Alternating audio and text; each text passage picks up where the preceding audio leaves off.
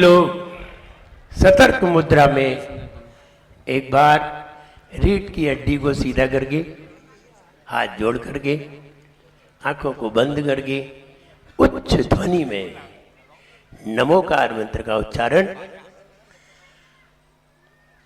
ओम नमो अरिहंताणम ओम नमो अरिहंताणम ओम नमो सिद्धाणम ओम नमो सिद्धाणम ओम नमो आयर्यणम ओम नमो आयर्याणम ओम नमो वच्छयणम ओम नमो वज्रायणम ओम नमो लोय सव्वसाहुणम ओम नमो लोहितव्यताहुणम ओम नमो लोय सव्वसाहुणम ओम नमो लोहितव्यताहुणम आपने आपको आप में वर लिया आपको आपने वर लिया चेतना को स्वयं ही प्रखर कर लिया इतना को स्वयं वर लिया वीतरागी प्रभो हे महावीर जिन वीतरागी प्रभु ये महावीर है आपके द्वय चरण में विनम्र नमन आपके द्वय चरण में करूं वंदनम आपके द्वय चरण में विनम्र नमन आपको हे नमन नमन त्याग के रूप तुम धर्म के रूप तुम त्याग के रूप तुम धर्म के रूप तुम तो गाओ ना ज्ञान के रूप तुम ध्यान के रूप तुम ज्ञान के रूप तुम ध्यान के रूप तुम हे विराग गुरु दो विराग किरण हे विरागी गुरु हे विरागी किरण आपके द्वय चरण में विनम्र नमन आपके द्वय चरण मेरा ब्रह्म नमन जल एक कट्यारा श्री पार्श्वनाथ भगवान की एक कट्यारा श्री महावीर भगवान की परम पूजाचार्य गुरु श्री विराट प्रगति गुरुदेव की अहिंसामयी जैन धर्म की बोले आचार्य गुरु ब्रह्म सागर जी महामुनि राज की जयकारा गुरुदेव का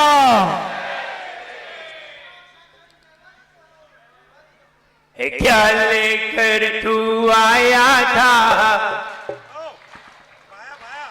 क्या लेकर तू आया था क्या लेकर तू जाएगा क्या लेकर तू आया था क्या लेकर तू जाएगा सबको बहुत जोर से बोलना है हमसे जोर से क्या लेकर तू आया था क्या लेकर तू जाएगा क्या लेकर तू आया था क्या लेकर तू जाएगा अपना किसे बताएगा अपना किसे बताएगा अपना किसे बताएगा अपना किसे बताएगा मुट्ठी बांधे आया था हाथ पसारे जाएगा मुट्ठी बांधे आया था हाथ पसारे जाएगा एक्शन मुट्ठी बांधे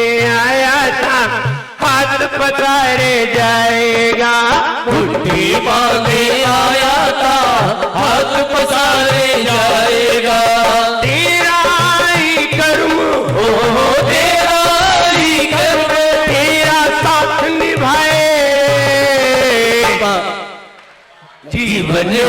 पानी की बूंद कब मिट जाए, जीवन है पानी की बूंद कब मिट जाए।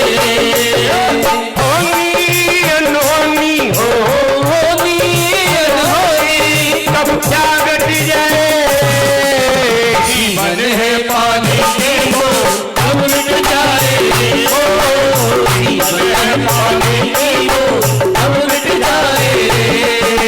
क्या लेकर तू आया था, क्या लेकर तू जाएगा, क्या लेकर तू आया था, क्या लेकर तू जाएगा।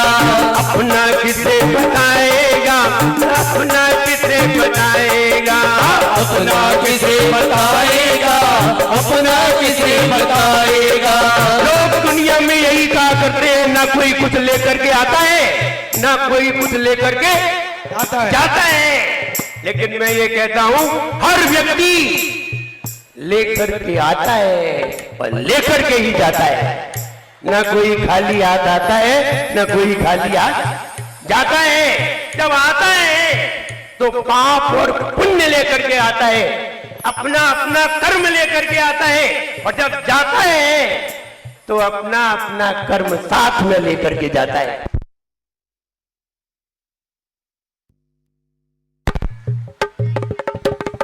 कौन कहता है कि कोई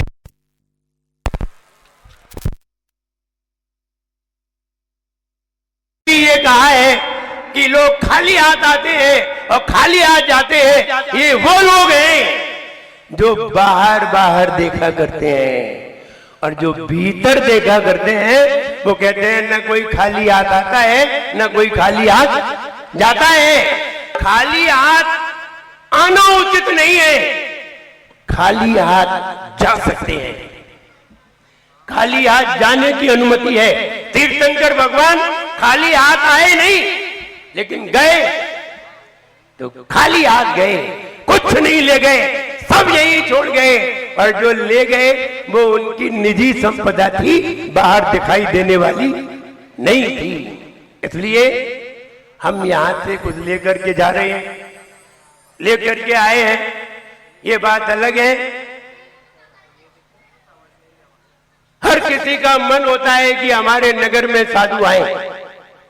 विचार करिए, जब कोई व्यक्ति 100 भव में भावना भाता है, 100 भव तक पुण्य कमाता है, और जब ये सोचता है कि हमारे नगर में कोई महाराज आए, किसी संयमी के दर्शन हो, जब 100 भव तक पुण्य कमाता है, तब उसे किसी आदिका माता जी के दर्शन होते हैं।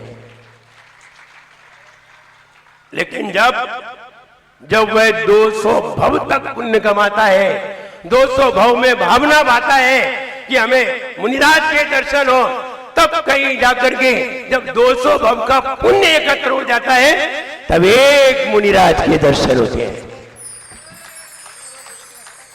लेकिन अगर आपने 200 भव का पुण्य कमाया है तो मुनिराज के सिर्फ दर्शन होंगे। जैसे आप शिखर जी जाते हैं, तो शिखर जी जाते हैं तो रास्ते में कई मुनिराज के दर्शन हो जाते हैं। गए थे वंदना करने, मिल गए मुनिराज, अपना सौभाग्य समझते हैं। 200 भव का पुण्य होता है तब कभी मुनिराज के दर्शन होते हैं, और जब 500 भव का पुण्य हो जाता है तब किसी मुनिराज तुम्हारे द्वार पर आते हैं और तुम आहार देते हो उन्हें, वरना आहार नहीं दे सकते। शिखर जी तो बहुत जाते हैं, लेकिन बताइए आहार कितने दे पाते हैं? देख लेते हैं, दर्शन कराते हैं। आपके खाते में सिर्फ 200 भव का पुण्य है, 500 भव का पुण्य नहीं है। और मुझे लगता है विजयनगर वालों का 500 भव से भी ज्यादा पुण्य है। क्यों है? क्योंकि 500 भव का पुण्य होता तो एक महाराज को आहार देते, यहां तो इतने सारे महाराज मिल गए। एक महाराज थोड़ी मिले हैं, कई महाराज मिले हैं, और हम आहार देंगे, भैया वृत्ति करेंगे, सेवा करेंगे, क्या क्या करेंगे, कितना पुण्य अर्जित होगा। ध्यान रहे, यही पुण्य आगे जाकर के तुम्हें एक दिन रत्नत्रय को दिला देगा। यही पुण्य यही पुण्य एक दिन तुम्हें मुनिराज बना देगा और यही पुण्य एक दिन तुम्हें मोक्ष तक ले जाएगा। यही पुण्य। पुण्य कहां से मिला? पुण्य साधुओं के आने पर मिला। ऐसा नहीं है। इंदौर में भी कई वर्ष पहले इंदौर के लोग जब आए और बोले महाराज इंदौर चलिए, तो हमने कहा हम तो अभी राजस्थान में हैं, हम इंदौर जाएं कैसे? बांसवाड़ा, उदयपुर। कई बार यहाँ के एक इंदौर के कवि थे अजय अहिंसा, बहुत उनका प्रयास था महाराज इंदौर चलिए। आज से लगभग 15 साल पहले की बात है, महाराज इंदौर चलिए। लेकिन कहते हैं ना, अभी माता जी बता रही थी, समय से पहले और भाग्य से ज्यादा नहीं मिलता है। लेकिन एक बात और बता रहे थे कि अगर गुरु का साथ हो तो भाग्य से ज्यादा मिलता है। गुरु का साथ हो तो भाग्य से भी ज्यादा मिलता है। भाग्य भी कमजोर पड़ जाता है और उससे ज्यादा अपने आप प्राप्त हो जाता है। इसलिए बहुत दिन का प्रयास था और हमने कहा सागर में भी कई लोग पहुंचे, हमारे प्रदीप जी, धर्मेंद्र जी और भी कई लोग पहुंचे और उन्होंने कहा महाराज इंदौर चलिए। यद्यपि इंदौर आने का विचार नहीं था, लेकिन ध्यान रहे कई बार जब हम किसी साधु के पास जाते हैं, श्रीफल चढ़ाते हैं, दर्शन करते हैं, वंदना करते हैं, तो हमारे जाने का परिणाम ये निकलता है कि वो साधु हमारे घर पर ही आ जाते हैं। ये परिणाम है। पहले तो हम ही जाते हैं, पहले हम ही जाते हैं और हमारे जाते जाते जाते जाते एक दिन ऐसा आता है कि वो साधु खुद ही हमारे नगर में आ जाता है। तब उसे ये एहसास होता है कि मेरे करने का परिणाम हमारे सामने आ गया। आचार्य विराटनगर जी महाराज एक अद्भुत प्रज्ञा के धनी, अद्भुत विचार के धनी, जो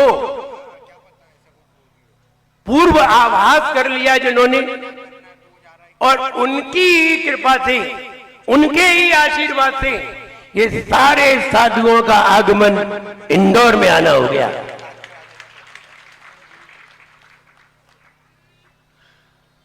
आचार्य श्री यद्यपि यहां चातुर्मास कर गए हैं, शायद 2013 में, 13 या 13 में, ऐसा मुझे याद है।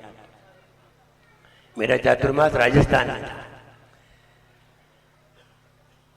आचार्य श्री भी यहाँ चातुर्मास कर गए हैं, लेकिन उनकी कृपा देखिए कितने सारे साधु इस इंदौर में आ रहे हैं। ये भी कहें ये मनीष गोदा की एक उत्तम भावना का परिणाम भी है। किसी ने हमसे पूछा था उज्जैन में, किसी ने प्रश्न किया था कि महाराज उसने, एक व्यक्ति ने ऐसा कौन सा पुण्य किया है जिस पुण्य के कारण सारे साधुओं का आगमन और सारे साधुओं की सेवा करने का भाव उसके मन में आया। तब हमने उसे जवाब दिया, हमने कहा जब कोई बहुत भावना भाता है, बहुत विचार करता है कि मेरे नगर में साधु आए, मेरे यहां साधु आए। मुझे बांसवाड़ा की घटना याद आती है। एक वहां पंकज जी एडवोकेट है, उन्होंने एक भावना भाई कि हमारे यहां साधुओं का आगमन हो, और उन्होंने ये भावना भाई की आगमन हो, और हुआ ये कि ऐसा आगमन हुआ कि 70 पीछी एक साथ पहुंची। आचार्य श्री 70 पीछी एक साथ पहुंची और आचार्य श्री ने योजना बना ली कि वहीं आचार्य पद दिया जाए। 70 पीछी जब एक साथ पहुंची तो वहां इतनी जगह नहीं थी कि 70 पीछी एक साथ ठहर सके। एक व्यक्ति ने, उसके 5 मकान थे, पंचशील उनका नाम था मकान का, उसने 5 मकान खाली कर दिए, पूरा संघ उसमें आ गया, पूरा संघ। एक परिवार के ही 5 मकान थे एक लाइन में, तो उस व्यक्ति ने ये नियम किया कि गुरुदेव मुझे ऐसा आशीर्वाद दीजिए कि मैं यहाँ ऐसा संत भवन बना सकूं कि यहाँ 100 साधु भी आ जाएं तो हमारे यहाँ रुके।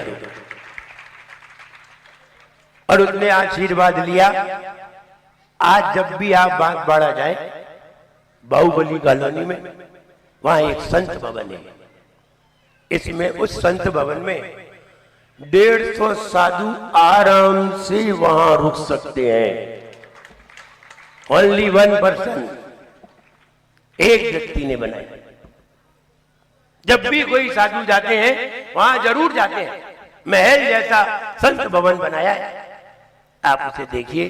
जब भी आप बांसवाड़ा जाने का अवसर मिले तब देखना। हम ये कहे, जब कोई व्यक्ति ऐसी भावना पाता है तब कहीं ऐसा काम कर पाता है। यही भावना हमारे मनीष गोदा जी ने भाई होगी कि हम बहुत सारे साधु को इंदौर में बुलाएं और एक व्यक्ति के माध्यम से, पूरी समाज के माध्यम से इतना बड़ा पुण्य अर्जित हुआ कि मुझे लगता है इतने साधु इंदौर में कभी भी नहीं आए होंगे, कभी भी नहीं आए होंगे। और ऐसा मैं नहीं कह सकता कि कभी नहीं आएंगे, ऐसा कह नहीं सकता। हो सकता है दोबारा फिर आ जाए, फिर कोई ऐसा आयोजन हो जाए और दोबारा फिर आना पड़े। इसलिए भविष्य की बात नहीं कहना चाहिए, जो देख लिया है उसे तो बता दो। मैंने नहीं सुना है कि यहाँ इतने साधु एक साथ आए हों और एक मंच पे बैठे हों, अलग अलग परंपरा के, अलग अलग आचार्यों के, अलग अलग साधु और एक मंच पर बैठ करके कितना बढ़िया संदेश देंगे पूरी समाज को, पूरे भारत को। ये समाचार देंगे कि सारे साधु अलग अलग परंपरा के भले ही है, लेकिन जब एक साथ बैठते हैं तो सब एक साथ अपने अपने विचार रखते हैं। हमने निश्चित है बहुत पुण्य कमाया है, जिसके माध्यम से इतने सारे साधु हमारे जीवन में मिले हैं। हम सबसे ये कहना चाहते हैं, कल भी हमने कुछ कहा था, आज भी कहना चाहते हैं, सब लोग एक नियम कर लो कि इस वर्ष 2025 में एक 0 और लगाओ। 2025 एक 0 और लगा दो तो 250 हो गए। हम 250 साधुओं के अपनी खुली आंखों से दर्शन करेंगे। नियम लेने में क्या जा रहा है, मिल तो जाएंगे ही, मिल तो रहे ही है, और 1 महीने में ही आपका नियम पूरा हो जाएगा। 1 साल की बात छोड़ो, और 250 नहीं 300 का भी ले लोगे तो भी हो जाएंगे, 400 का ले लोगे तो भी हो जाएंगे। विचार करिए, एक साथ 300-400 साधुओं के दर्शन होना कितना बड़ा पुण्य होगा। एक साधु के दर्शन में व्यक्ति तृप्त हो जाता है और एक साधु का दर्शन मिलते ही आनंद लेता है, आनंदित हो जाता है साधु को देखते ही। ये इंदौर नगरी मां अहिल्या की नगरी है, विशेषता है। इंदौर नगरी उद्योग नगरी है। हम ये कहना चाहते हैं, उद्योग नगरी में सभी आना चाहते हैं। ऐसा नहीं है हम ही आना चाहते हैं, सभी आना चाहते हैं, क्योंकि उद्योग नगरी में ही अच्छा उद्योग होता है, पुरुषार्थ। और जहां पुरुषार्थ होता है वहां निश्चित धन संपदा अपने आप ही भरी हो जाती है। पुरुषार्थ होना चाहिए। इसलिए इस उद्योग नगरी में हम तो पहली बार ही आए हैं, आप तो बहुत दिनों से यही हैं, और हम पहली बार ही आए हैं। हम जब भी कोई गली से गुजरेंगे तो पहली बार गुजरेंगे। वो एक व्यक्ति ने कहा था कि महाराज ऐसे जाना है, मैंने कहा मुझे तो कुछ नहीं मालूम, तू आगे चल, आगे चल करके हमें रास्ता बता। एक व्यक्ति बोला महाराज ऐसे चले जाना है, ऐसे चले जाना, और वहां मंदिर है। हमने उसका हाथ पकड़ लिया, नहीं बेटा तू मुझे ये बता मंदिर कहाँ है। तो बोला मुझे काम से जाना है। हमने नहीं तू चल, और पकड़ लिया उसे और हमने कहा तू अभी मंदिर तक तो ले चल, अभी तू मुझे मंदिर तक ले चल बस। अगर तुम मुझे मंदिर तक ले गए तो कल हम तुम्हें मोक्ष तक ले जाएंगे, तुम पहले हमें मंदिर तक तो ले चलो। फिर उसने सारे काम छोड़ दिए, मेरे साथ आ गया, बोला आप तो मोक्ष तक जाएंगे। हम बिल्कुल चलेंगे। फिर मंदिर छोड़ करके वो खुद ही भाग गया। तो हमने कहा तुम्हें मोक्ष चलना है तो मेरे साथ चल। तो हमने कहा तू मंदिर तक ले चल, आज तुम मंदिर तक साधु को ले जाओगे, कल साधु भी तुम्हें मोक्ष तक ले जाएगा। हम ये कहना चाहते हैं कि हमें जब हमें साधुओं का समागम मिले तो हमें निश्चित अपने समय को निकाल करके समय का सदुपयोग जरूर करना चाहिए। ध्यान रहे, आप 10 साल तक स्वाध्याय करिए, 10 साल तक के स्वाध्याय में वो चीज आपको नहीं मिल पाएगी जो चीज साधुओं के 1 घंटे के प्रवचन में मिल जाएगी। इसलिए अगर तुम स्वाध्याय करते हो, अगर और दूसरा काम करते हो तो उसे बाद में कर लेना, क्योंकि ये तो बाद में भी हो सकता है, लेकिन कभी कभी ऐसी बातें जीवन में आ जाती हैं जो बातें कभी भी हम सुन नहीं पाते और वो बातें हमें मिल जाती हैं। इसलिए हमें साधुओं का समागम मिला है। यहाँ माता जी भी, विवाश्री माता जी भी कहाँ 1500 किलोमीटर चल के आई, अपन तो 250-300 किलोमीटर चल के आए। वो तो हमारा 300 किलोमीटर इसलिए हो गया कि हम जरा नेमावर मुड़ गए और नेमावर से घूमते हुए आए, इसलिए 300 से 400 किलोमीटर हुआ होगा बस। और सबसे पहले हम इसलिए आए हैं कि सबसे नजदीक हम ही थे। इंदौर के नजदीक सबसे पहले हम ही थे, इसलिए सबसे पहले हम ही आए। आचार्य विशुद्ध सागर महाराज ने यह कहा सबसे पहले आप पहुंचिए। तो हमने कहा ये तो ज्यादती हो जाएगी। हमने कहा क्यों? कि सबसे पहले आप आइए। बारात बिना उसके अच्छी नहीं लगती, और बाराती की कीमत तो तभी है जब, वरना कौन बारातियों को पूछता है। इसलिए हमने कहा आप पहले पहुंचिए। तो उन्होंने मालूम है क्या कहा? उन्होंने ये कहा देखो 2017 में युग प्रतिक्रमण हुआ, यद्यपि निर्देशन आचार्य विशुद्ध सागर महाराज जी का था, और 2 महीने पहले मुझे जाना पड़ा। 2 महीने पहले हम पहुंचे, युग प्रतिक्रमण के 2 महीने पहले। पथरिया में फिर युग प्रतिक्रमण था, फिर 1 महीने पहले हम पहुंचे। सारे महाराज सब बाद में पहुंचे, सबसे पहले हम। और मुझे लगता है इंदौर में भी सबसे पहले हमें आ गए, वो भी 1 महीने पहले, पूरे 1 महीने पहले आ गए। ऐसा कोई योग है कि कोई भी कार्यक्रम हो तो मुझे सबसे पहले पहुंचाया जाता है? ऐसा योग ही समझे। 3 बार तो देख चुके, ये तीसरी बार। अब चौथी बार जब होगा फिर देखते हैं। कहने का मतलब ये है, यहाँ माता जी तो इतनी दूर से चल के आई, हम तो जरा सा चल के आए हैं, 400 किलोमीटर आराम से चल के आ रहे थे। 2 महीने हो गए चलते चलते, 2 महीने में यहाँ आ पाए भोपाल से। माता जी 1.5 महीने में शिखर जी से आ गई। अरे माता जी 3.5 महीने लगे।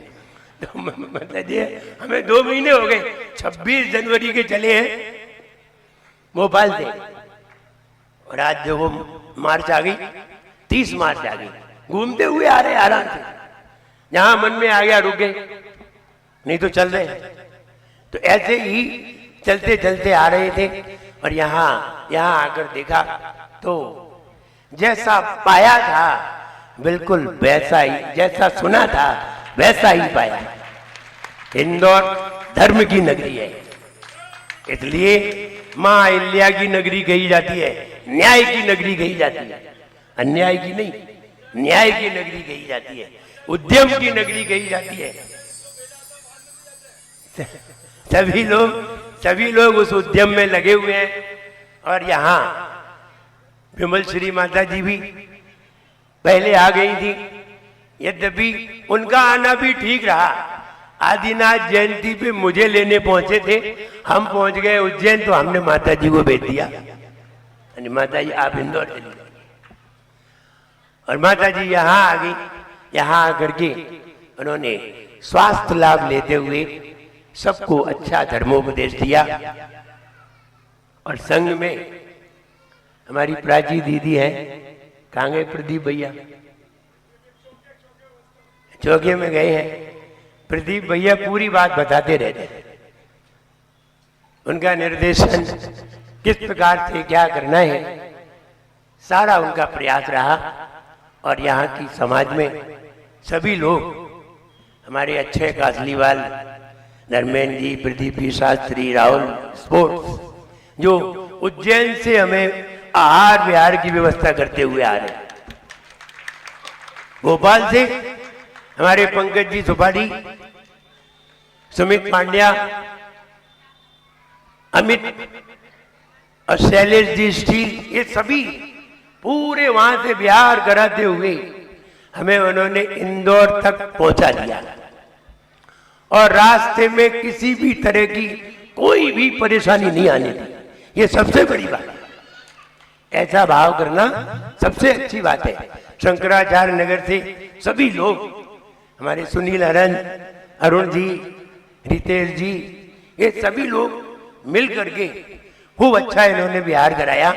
और बिहार करा करके इंदौर में भी आते समय भी उन्होंने आकर के अपनी उपस्थिति दी। मेरा यहाँ के लिए, यहाँ मनोज बागलीवाल और भी DK 78 अलग अलग पहचान है। ये 78 क्या होता है, क्या 78वां नंबर है? ये बोले 78वां नंबर नहीं है, हाँ 78 की शायद कॉलोनी है, हाँ एरिया है, हाँ 78। अब नए नए नगर में जा रहे हैं तो नई नई चीजें मिलती हैं। तो और जुनेद झांझरी भी, नवीन गोदा आदि आदि, और मुकेश जी पाटोदी आदि आदि सभी लोग खूब इसमें सहयोगी बने हैं। और बढ़िया साधुओं के आने पर सभी के मन में हर्षोल्लास रहा है। हम ये चाहते हैं सभी लोग इसी तरह प्रसन्नता से दिखाई दें, कहीं भी किसी को कोई परेशानी ना हो, ऐसी मेरी भावना है। कल से अभी माता जी बता रही थी, अकाल मृत्यु, मौत और अकाल मौत क्यों, सब लोग सुनना चाहते हैं। अकाल मौत होती है, नहीं होती है, किसी की नहीं होती, किसी की होती है, क्यों होती है, कब होती है, कहां होती है, किसकी होती है, किसकी नहीं होती, डिसीजन। किसकी अकाल मौत नहीं होती, यह भी डिसीजन है कि इसकी अकाल मौत होगी ही नहीं। चाहे इसके ऊपर ट्रेन चढ़े, चाहे इसके ऊपर से प्लेन निकले। प्लेन तो सबके ऊपर से निकल जाता है, किसी की अकाल मौत नहीं होती। चाहे ट्रेन निकले, चाहे बस निकले, कुछ भी हो जाए, इसकी अकाल मृत्यु नहीं होगी। वो जहर खा ले, सल्फास खा ले, तो भी नहीं मरेगा। आखिर क्यों नहीं मरेगा, इन बातों को आप जानिए। यहां पर कल से इसका प्रवचन है। कल से सभी लोग, ये ज्ञान की बातें हैं और ऐसी तार्किक बातें हैं जो आप शास्त्रों में आप पढ़ नहीं सकते। आप पढ़ते पढ़ते थक जाएंगे, लेकिन वे चीजें आपको प्राप्त नहीं होंगी। हमने कहा था, टीचर की कीमत है या पुस्तक की, विचार करिए। टीचर की कीमत है या पुस्तक की? आप इनकम टैक्स की एक पुस्तक आती है, हर साल नई आती है, इतनी मोटी होती है, और नई आती है हर साल नए रूल्स बनते हैं, नई आती है। किताब आती है कितने की? 1500 रुपए की। कितने की? 1500 रुपए की। लेकिन मेरी बात सुनिए, किताब की कीमत कितनी है? 1,500 रुपए। लेकिन जो प्रोफेसर उसे पढ़ाता है वो 15 लाख रुपए लेता है। उसी किताब को जो पढ़ाता है वो 15 लाख रुपए लेता है, तब वो एक किताब पढ़ाता है। 1,500 की किताब, अब पढ़ाने वाले की कीमत 15 लाख रुपए। आप कितने भी शास्त्र पढ़ो वो बात समझ में नहीं आएगी, और मेरे पास आ गए तो 1 घंटे में समझ में आ जाएगी। ये बताना, इसलिए गुरु की क्या कीमत है वो हम बताना चाहते हैं। आप कल से समय निकालिए, 8:30 से अधिकतम